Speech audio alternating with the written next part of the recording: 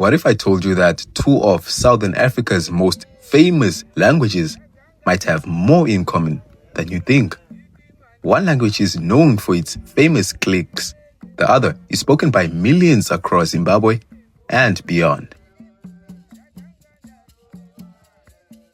Yes, genetically wise, they are both Bantu ethnic tribes. The Xhosa became a bit more distinct to the Shona because of the admixture the Xhosa had with the Khoisan people, also known as the hunter-gatherers. Today, we are diving deep into the fascinating battle of Xhosa versus Shona. But first, who are the Xhosa people?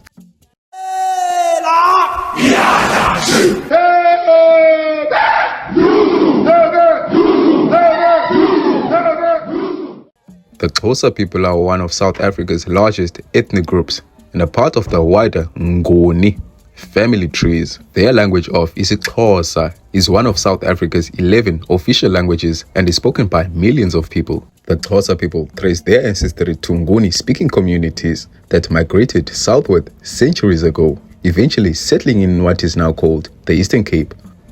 Over time, various chiefdoms united under a common Xhosa identity, forming one of the most influential nations in Southern Africa. One of the famous kings that once led the Xhosa people from the Gcaleka was King Hintsa kaKhawutha. Today, the heartland of the Xhosa people is in the Eastern Cape province of South Africa. The Xhosa people can be found in Qonce, Qoboqobo, Nqamakwe, Tutywa, Kukompo, Gqeberha. The Xhosa nation produced some of Africa's most influential leaders. Among them are Nelson Mandela, Oliver Tambo, and Walter Sisulu. These individuals helped shape modern South Africa and inspired people all around the world. If you are Xhosa, tell us which part of the Eastern Cape you are from. Ziphi leali zakho? Ungumni? Comment down below. And our competitor, the Shona people. The Shona people are a Bantu-speaking ethnic group who form the majority population of Zimbabwe. Their ancestors settled in the region many centuries ago and developed high advanced societies known for their farming, trade, ironworking, and stone constructions like the Great Zimbabwe, the Tora dynasty, and the Roshu Empire. And around the 15th centuries, the Shona people were one of the largest traders in Southern Africa. Us as the Bantu people are not strangers, but we are just divided by imaginary borders. We are long-lost cousins, connected by history, language, and DNA. Our ancestors stood together in one great struggle, the fight for freedom. When foreign powers arrived on our shores, they did not find weak people. They found kings, queens, and warriors, nations determined to defend their lands. The mighty Motapa Empire of the Shona commanded such respect that the Portuguese were forced to negotiate with its rulers. Queen Zinga of the Mbundu became a symbol of African resistance as she challenged the Portuguese expansion and unmatched courage.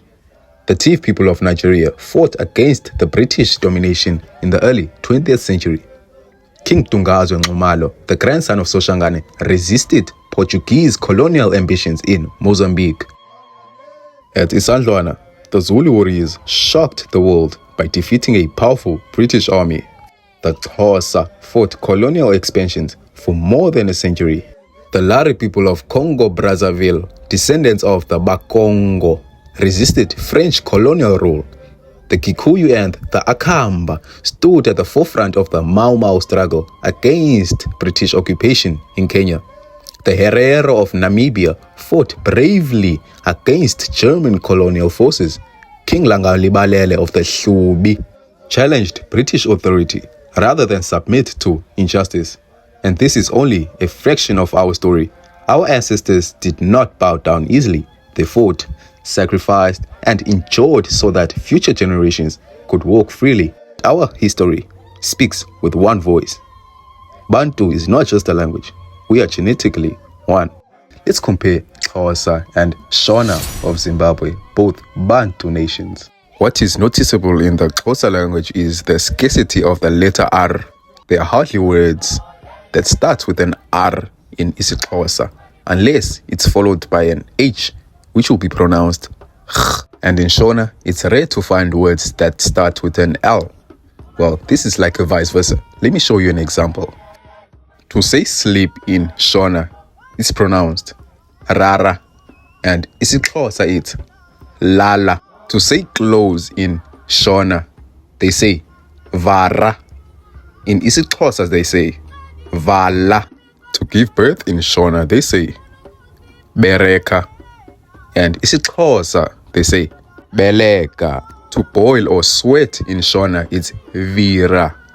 And isiXhosa is Bila or Ukubila. To watch in Shona is Wukera. And to watch in isiXhosa is Bukela. To climb or get in Shona is Kwira. And in isiXhosa they say Kwela. Rain in Shona is Mvura. And isiXhosa they say Imvula. To plant in Shona is Rima. And in isiXhosa they say Lima. To say tongue in Shona they say Ruimi. And in isiXhosa they say Ulwimi. To say grow in Shona they say Kura. And in isiXhosa they say Kula. To say mouth in Shona they say Mromo. And isiXhosa they say Mlomo. To say take off in Shona it's Kurura. And isiXhosa they say Kulula. To say bite in Shona it's Ruma. And isiXhosa they say Luma. Let's go for round 2. In this match, the Xhosa people won. To find out which nation won this battle, hit the subscription button and watch till the end. In the previous round, we saw L's and R's, but in this round, I'll be showcasing words that are nearly identical. To say ear in Shona it's Nzeve, and in isiXhosa it's Ndlebe. To say elephant in Shona they say Nzo, and in isiXhosa they say Ndlovu. To say hunger in Shona it's Nzara, and in isiXhosa it's Ndlala. Nyoka, Inyoka. Muti, Umti. Munu, Umtu. Rora, Lobola. Tatu, Ntatu. Shanu, Ntlanu. Tanatu, Ntandatu. Gumi, Ishumi. And the winner of this round is the Shona tribe. This brings us to a draw because no Bantu tribe is above another. If we speak a related language, does that not mean our ancestors were once in contact? We are surely one people. And thank you so much for watching. Don't forget to subscribe. I am Bantu Basin. Inkosi yamashangane. Ondwandwe. Abasekutungoma.